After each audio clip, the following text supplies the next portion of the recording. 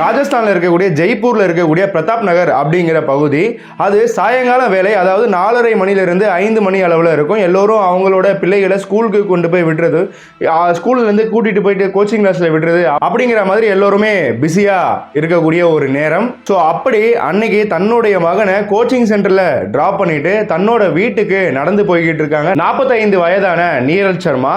இன்னும் கொஞ்ச நேரத்தில் அவங்களுக்கு நடக்க போகிற அந்த அசம்பாவிதத்தை பற்றி கொஞ்சம் கூட யோசிக்காம ரொம்ப சகஜமா அவங்க வீட்டை நோக்கி போய்கிட்டு இருக்காங்க. அப்ப அவங்களுக்கு பின்னாடி வந்த ஸ்கார்பியோ கார் கிட்டத்தட்ட 130 km/h ஸ்பீட்ல வந்திருக்கு. அது மட்டும் இல்லாம இவங்களை இடிச்சிருக்கு. அந்த இடிச்ச வேகத்துல 100 அடிக்கு காத்திலே பறந்து போய் விழுந்தாங்க அப்படின்னு சொல்லப்படுது. அது மட்டும் இல்லாம இந்த விபத்தை ஏற்படுத்தின அந்த கார் அப்படிங்கிறது அங்க நிக்கவே இல்லை, வேகமா அங்கிருந்து போயிருச்சு. கண்ணை மூடி திறக்கிறதுக்குள்ள அங்க என்ன நடந்தது அப்படிங்கிறது அங்க இருக்கிற யாருக்குமே ஒண்ணுமே புரியல. உடனே போலீசாருக்கு இந்த தகவல் அப்படிங்கிறது கொடுக்கப்படுது அங்க இருக்கிற மக்கள்களால. மேலும் போலீசாரும் அங்க நேர்ல வராங்க. இது ஒரு சாதாரண சாலை விபத்து அப்படிங்கிறது அவங்க ஃபர்ஸ்ட் நினைக்கிறாங்க. ஆனா இத பத்தி மேலும் மேலும் டீப்பா விசாரிக்க வந்த ஒரு விஷயங்களும் இந்த வழக்கை பத்தி கேள்விப்படுற எல்லோருக்குமே ஒரு பெரிய அதிர்ச்சியா இருந்துச்சு அப்படின்னு தான் சொல்லணும். அப்படி இந்த வழக்கில் நடந்தது என்ன? ஒரு சாதாரண சாலை விபத்து அப்படின்னு நினைச்ச ஒரு அசம்பாவிதம், ஆனா அது எப்படி ஒரு பெண்ணோட ப்ரூட்டல் பிளானை வெளிக்கொண்டு வந்தது அப்படிங்கிறது தான் இந்த வீடியோவில் நம்ம முழுமையா பார்க்க போறோம். ஸோ வீடியோவை ஸ்கிப் பண்ணாம முழுமையா பாருங்க. மேலும் நம்ம சேனலை இன்னும் சப்ஸ்கிரைப் பண்ணாம இருக்கீங்கன்னா சப்ஸ்கிரைப் பண்ணிக்கோங்க. மேலும் அந்த பெல் ஐகானுமே ஆல்ல போட்டுக்கோங்க. அப்போதான் இந்த மாதிரியான crime decoding videos, crime videos அப்படிங்கிறது எல்லாமே உங்களுக்கு நோட்டிபிகேஷன்ஸா வரும். டீகோட் நேயர்களுக்கு எனது அன்பு வணக்கங்கள். நான் உங்கள் ஜோதி பாபு.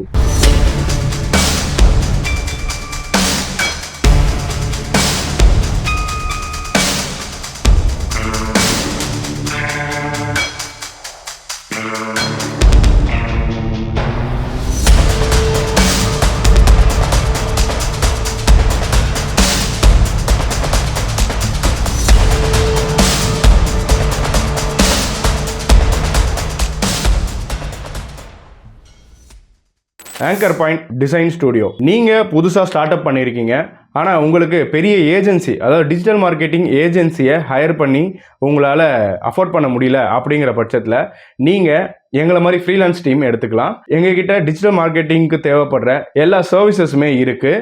ஸோ இந்த சர்வீசஸ் எல்லாமே அஃபோர்டபுள் ப்ரைஸஸில் கொடுத்துக்கிட்டு இருக்கோம். நீங்கள் புதுசாக ஸ்டார்ட் அப்பாக இருக்கீங்க அப்படின்னா நீங்களுமே இந்த கீழே இருக்க நம்பருக்கு கால் பண்ணலாம். அதே போல் நாங்கள் ஏஜென்சிக்குமே அவுட் சோர்சிங் பண்ணி கொடுத்துக்கிட்டு இருக்கோம். ஸோ நியூவாக ஸ்டார்ட் பண்ண டிஜிட்டல் மார்க்கெட்டிங் ஏஜென்சியாக இருந்தாலும் நீங்கள் எங்களுக்கு கால் பண்ணுங்க. நாங்கள் உங்களுக்கு அஃபோர்டபுள் ப்ரைஸில் கிராஃபிக் டிசைன்ல இருந்து, வீடியோ எடிட்டிங்ல இருந்து, வெப் டிசைனிங், இது போன்ற எல்லா டிஜிட்டல் மார்க்கெட்டிங் சர்வீசஸும் நாங்கள் அஃபோர்டபுள் ப்ரைஸஸில் கொடுத்துக்கிட்டு இருக்கோம். மேலும் விவரங்களுக்கு டிஸ்கிரிப்ஷனில் எங்களோட டீட்டெயில்ஸ், போர்ட்ஃபோலியோ, அது மட்டும் இல்லாமல் கான்டாக்ட் நம்பரும் கொடுத்துருக்கேன்.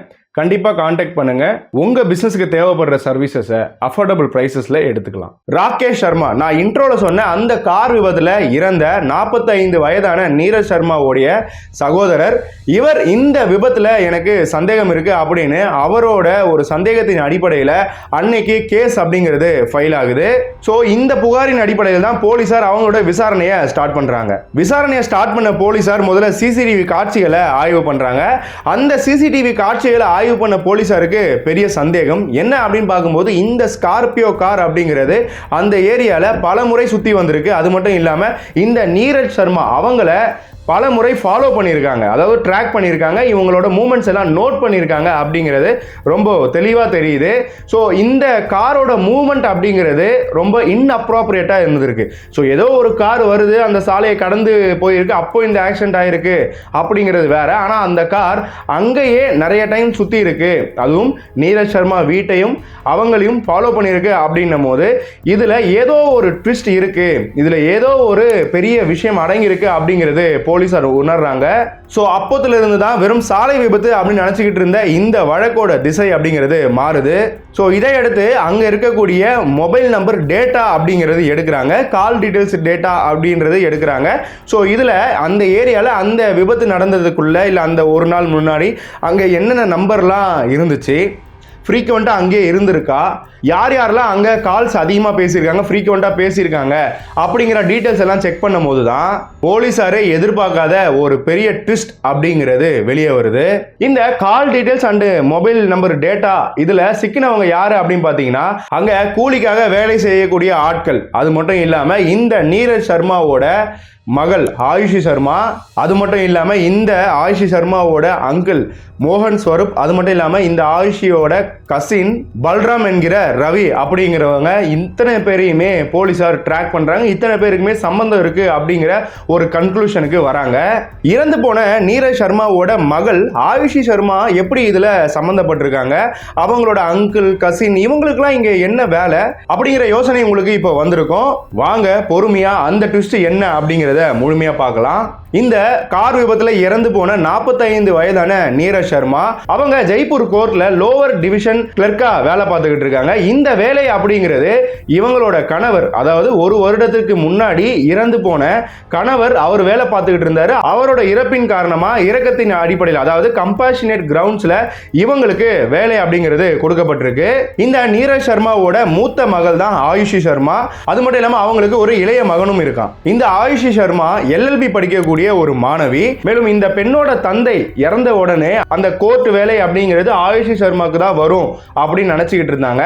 ஸோ அந்த டைம்ல தான் ஃபேமிலியில எல்லாருமே சொல்லியிருக்காங்க, இந்த வேலை நீரஜ் சர்மாக்கு கிடைச்சா மட்டும்தான் அவங்க ஃபேமிலியும் பிளஸ் ப்ராப்பர்ட்டி இருக்கவங்களுக்கு அதெல்லாம் கண்ட்ரோல்ல எடுக்க முடியும். அந்த ஒரு ரீசனால அப்பாயின்மெண்ட்டை நீங்க வாங்கிக்கோங்க அப்படின்னு சொந்தக்காரங்க சொன்னதுனால நீரஜ் சர்மா அந்த அப்பாயின்மெண்ட்டை வாங்கியிருக்காங்க. ஆயுஷி சர்மா ஆசைப்பட்ட மாதிரி அவங்க அப்பாவோட ஜாப் அவங்களுக்கு கிடைக்கல. மேலும் நீரஜ் சர்மாவுக்கு அவங்களோட ஹஸ்பண்டோட ஒர்க் அப்படிங்கிறது கிடைச்சிருச்சு. ஸோ இதை அடுத்து இந்த குடும்பத்துக்கு இருக்கக்கூடிய ப்ராப்பர்ட்டியோட கண்ட்ரோல் மொத்தமாவே நீரஜ் சர்மாவோட கைக்கு வந்துருச்சு. ஆனா ஆயுஷி சர்மாக்கு இது எதுலையுமே இன்ட்ரெஸ்ட் இல்லை.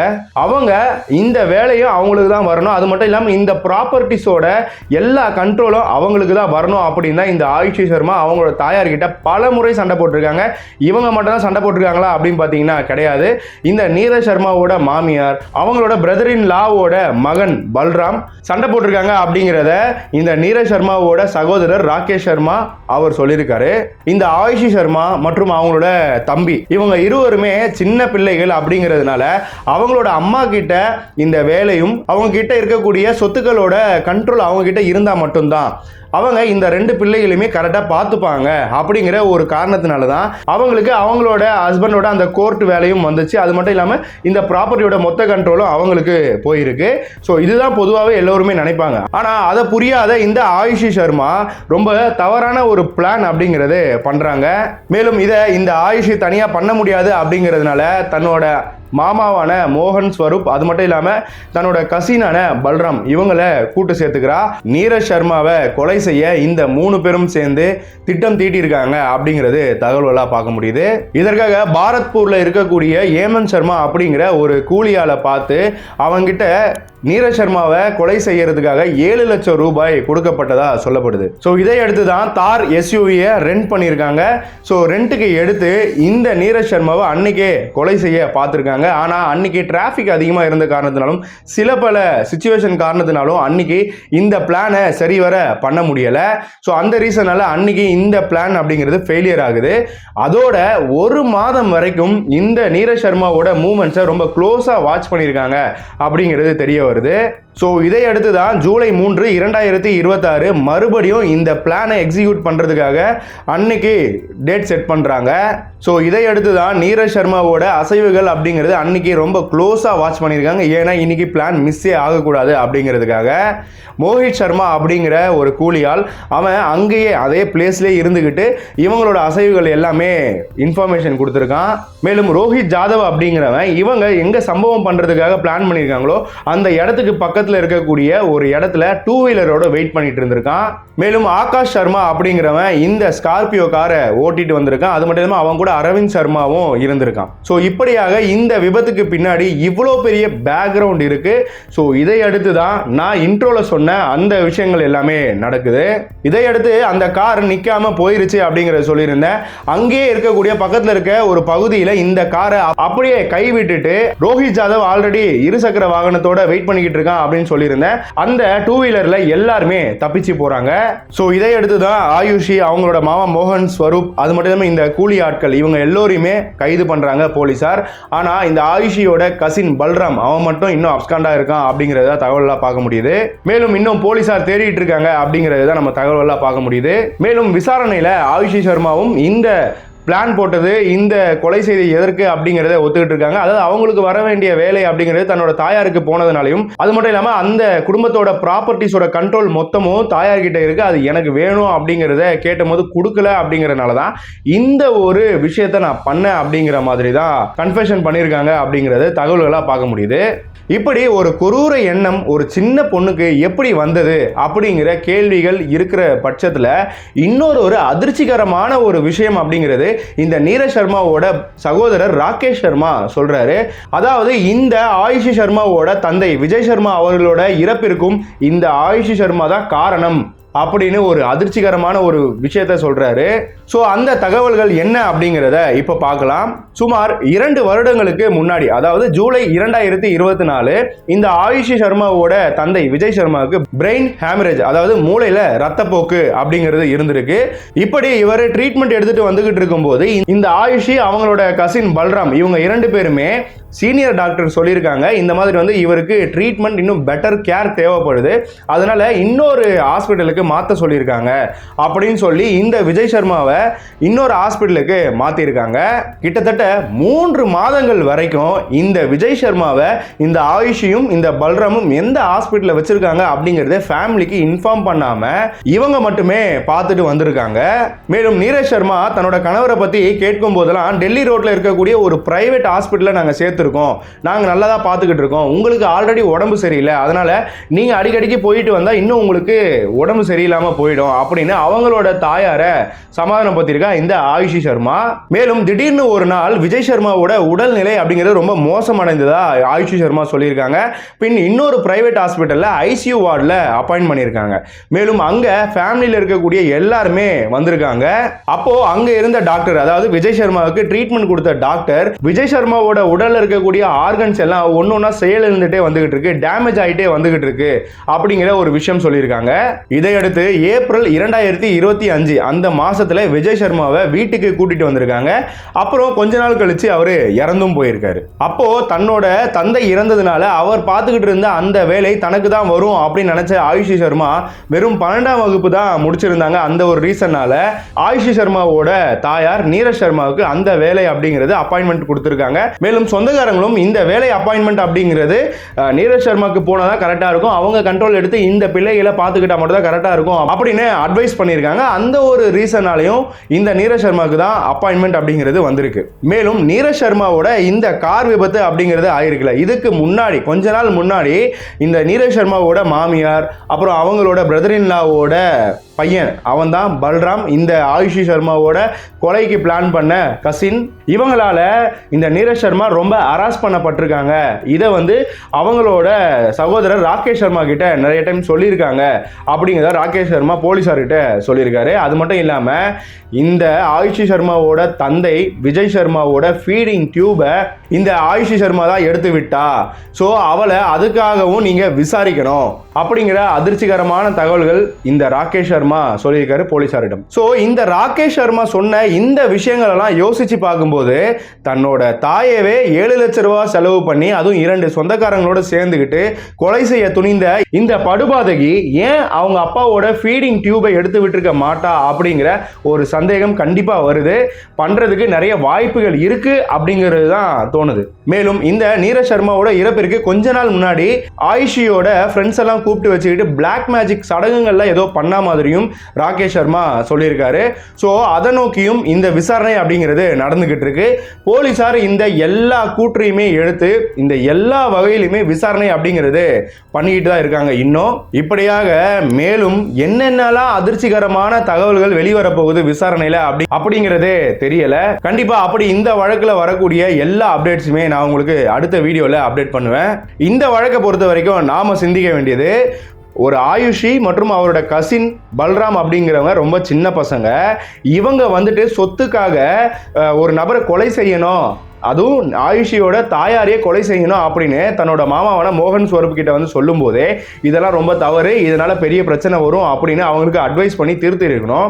அப்படி இல்லைன்னா மேலும் இதற்கான திட்டத்துக்கு ஏதோ ஒரு ஸ்டெப் எடுத்துட்டு இருக்காங்க அப்படின்னா அதை போலீஸார்கிட்ட அப்பவே கம்ப்ளைண்ட் பண்ணியிருந்தா இப்ப இந்த மோகன் ஸ்வரூப் கம்பி எண்ணக்கூடிய ஒரு சூழ்நிலை அப்படிங்கிறது ஏற்பட்டிருக்காது. கேவலம் இந்த சின்ன பொண்ணு அந்த சொத்தை பகிர்ந்து கொடுக்குறேன் அப்படின்னு சொன்ன ஒரு விஷயத்துக்காக நாய் மாதிரி அலைஞ்சுக்கிட்டு அவங்களோட சேர்ந்து இந்த திட்டத்தை தீட்டி இருக்கான் இந்த மோகன் ஸ்வரூப். மேலும் ராகேஷ் சர்மா ஒரு விஷயம் சொல்லியிருக்காரு, அதாவது தன்னோட சகோதரிய நிறைய வாட்டி அரெஸ்ட் பண்ணியிருக்காங்க அப்படிங்கிறது. என்னைக்கு சொத்துக்காக ஒரு பிரச்சனை வந்திருக்கு, அது ஹராஸ்மெண்ட் வரைக்கும் போகுது அப்படிங்கிறது உங்களுக்கு தெரிஞ்சிருக்கோ, அன்னைக்கே இதை பற்றி ஒன்று உறவினர்களை வச்சு பேசுறது ரொம்ப சரியான விஷயம். அப்படி இல்லைன்னா போலீஸ் கம்ப்ளைண்ட் கொடுக்கறது ரொம்பவுமே சரியான விஷயம். இன்னைக்கு அப்படியாக பண்ணியிருந்தா இந்த மாதிரியான ஒரு திட்டம் தீட்டப்பட்டிருக்குமா, இல்லை ஒரு உயிர் தான் பறி போயிருக்குமா? பெண்கள் தைரியமா இருக்கணும் அப்படின்னு அவங்களோட பெண் பிள்ளைகளை ரொம்ப தைரியம் ஊட்டி வளர்த்துக்கிட்டு இருக்காங்க நிறைய பெற்றோர்கள்.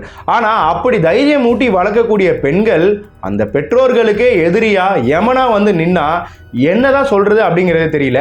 இங்க ஃபெமினிசம் அப்படிங்கிறத, தைரியம் அப்படிங்கிறத நாம என்ன வேணா பண்ணிடலாம், ஃபெமினிசம் அப்படிங்கிற பேர்ல தப்பிச்சுக்கலாம் அப்படின்னு நினைச்சுக்கிட்டு இருக்க பெண்கள் இருக்கிற வரைக்கும் ஒண்ணுமே பண்ண முடியாது. நாம இந்த சியா கோயல், கேத்தன் அகர்வாலோட கொலை வழக்கிலே பார்த்திருப்போம். எத்தனை ஃபேக் ஃபெமினிஸ்ட் வந்து அந்த சியா கோயலுக்கு எவ்வளவு முட்டு கொடுத்துக்கிட்டு இருந்தாங்க, எவ்வளவு சப்போர்ட் பண்ணாங்க அப்படிங்கிறத எல்லோருமே பார்த்திருப்பீங்க. நிறைய பேர் சப்போர்ட் பண்ணி பேசி அவங்களோட கரியரே காலி பண்ணியிருக்காங்க. ஸோ அந்த மாதிரி விஷயங்களும் நடந்திருக்கு. ஸோ இங்க ஃபெமினிசம் அப்படிங்கிறது இந்த காலத்து ஜெனரேஷனுக்கு தவறான ஒரு புரிதல் இருக்கோ அப்படிங்கிறது தான் தோணுது. நாம கடைசி மாதத்துல மட்டுமே, ஜூலை மாதத்துல மட்டுமே நிறைய பெண்கள் தங்களோட கள்ளக்காதலோட சேர்ந்து தன்னோட கணவர்களை கொலை செய்த நிறைய வழக்குகள் அப்படிங்கிறது வந்த வண்ணமே இருக்கு. ஸோ இதுக்கெல்லாம் என்ன முடிவு அப்படிங்கிறது தெரியல. பெண்களுக்கும் மிக கடுமையான கொடூரமான தண்டனைகள் அதுவும் பப்ளிக்லேயே வச்சு கொடுக்கப்படணும். அப்போதான் பெண்களுக்கு மறுபடியும் இந்த மாதிரி ஃபெமினிசம் அப்படிங்கிற பெயர்ல தைரியமா என்ன வேணா பண்ணலாம், நாம தப்பிச்சிட முடியும் அப்படிங்கிற ஒரு எண்ணம் வராது. முதல்ல நாம உழைக்கிற காசு அப்படிங்கிறதே நம்ம உடம்புல ஒட்ட மாட்டுது அப்படின்னும் போது அடுத்தவரோட சொத்துக்கு ஆசைப்பட்டு, அடுத்தவங்களோட காசுக்கு ஆசைப்பட்டு இந்த மோகன் ஸ்வரூப், பல்ராம் இந்த மாதிரியான சொந்தக்காரர்களால நிறைய குடும்பம் நாசமாகி இருக்கு. ஸோ அதுல இந்த ஒரு குடும்பமும் ஒண்ணு. மேலும் இந்த ஆயுஷி சர்மாவோட சகோதரன், நீரஜ் சர்மாவோட இளைய மகன், அந்த பையன் மாற்றுத்திறனாளி அப்படிங்கிறது சில இடங்களில் தகவல்களாக பார்க்க முடியுது.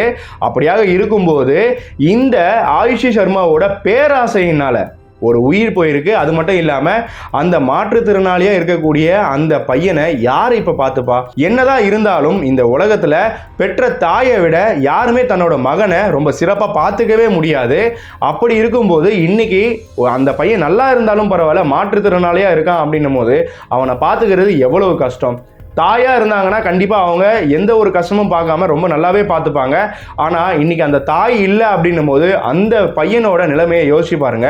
இந்த இரண்டு குற்றங்கள், அதாவது ஆயுஷி சர்மாவோட தந்தையை கொலை செய்ததும் இந்த ஆயுஷி தான், அது மட்டும் இல்லாம அவங்களோட தாயாரை கொலை செய்ததும் இந்த ஆயுஷி சர்மா தான் அப்படிங்கிறது நிரூபணம் ஆச்சு அப்படின்னா இந்த குடும்ப சொத்துக்கள் கடைசி வரைக்கும் அவங்களுக்கு போகவே கூடாது அப்படிங்கிற மாதிரியான தீர்ப்புகள் வெளிவரணும். அது மட்டும் இல்லாம ஒன்னு ஆயுள் தண்டனை, இல்லையா மரண தண்டனை அப்படிங்கிறது விதிக்கப்பட்டா மட்டும்தான் இந்த மாதிரியான பெண்கள் எல்லாம் என்ன வேணா செஞ்சுட்டு பெயில நாங்க வெளியே வந்துருவோம் அப்படின்னு பேசக்கூடிய ஃபெமினிஸ்ட் இவங்களுக்கெல்லாம் ஒரு பதிலடியா இருக்கும்.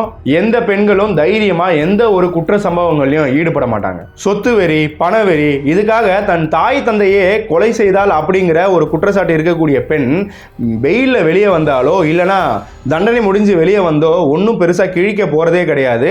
அதனால இவெல்லாம் ஒன்று மரண தண்டனைக்கு உள்ளாகணும், அப்படின்லாம் ஆயுள் தண்டனைக்கு உள்ளாகணும்.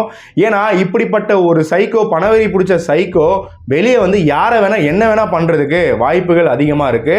மேலும் இந்த ஆயுஷி சர்மாவை திருத்த வேண்டிய இடத்துல இருக்கக்கூடிய இந்த கசின் பல்ராம் மற்றும் அவங்களோட மாமாவாகிய மோகன் ஸ்வரூப், இவங்க இரண்டு பேருமே மிக கடுமையான தண்டனைகள் கொடுக்கணும். திருத்தறதை விட்டுட்டு அவங்க கூட துணை நின்று பணவெறிக்காகவும் சொத்து வெறிக்காகவும் ஒரு குடும்பத்தையே நாசமாகி இருக்காங்க. இவங்களெல்லாம் சும்மாவே விடக்கூடாது அப்படிங்கிறதா இன்னைக்கு எல்லாரோட குமுறலா கிரிமினலாக இருக்குது. மேலும் விசாரணைகள் போய்கிட்டு தான் இருக்குது. இதில் வர அப்டேட் எல்லாமே நான் அடுத்தடுத்த வீடியோவில் அப்டேட் பண்ணுறேன்.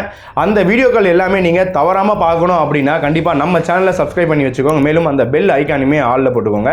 அப்போ தான் நான் போடுற இந்த மாதிரியான கிரைம் கேசஸோட வீடியோஸ், கிரைம் டீகோட் பண்ணக்கூடிய வீடியோஸ் எல்லாமே உங்களுக்கு நோட்டிஃபிகேஷன்ஸாக வரும். மேலும் இந்த வழக்கை பற்றின உங்களோட கருத்துக்கள் என்ன அப்படிங்கிறத கமெண்ட் பாக்ஸில் ட்ராப் பண்ணுங்கள். அது மட்டும் இல்லாமல் இந்த வீடியோவை உங்கள் ஃப்ரெண்ட்ஸ் அண்ட் ஃபேமிலிஸ்க்கும் ஷேர் பண்ணுங்கள். மேலும் பல வழக்குகள் இது போல் நம்ம பார்க்க இருக்கிறோம், டீகோட் பண்ண இருக்கிறோம். ஸோ தொடர்ந்து இணைந்திருங்கள். நான் உங்கள் ஜோதி பாபு. நன்றி.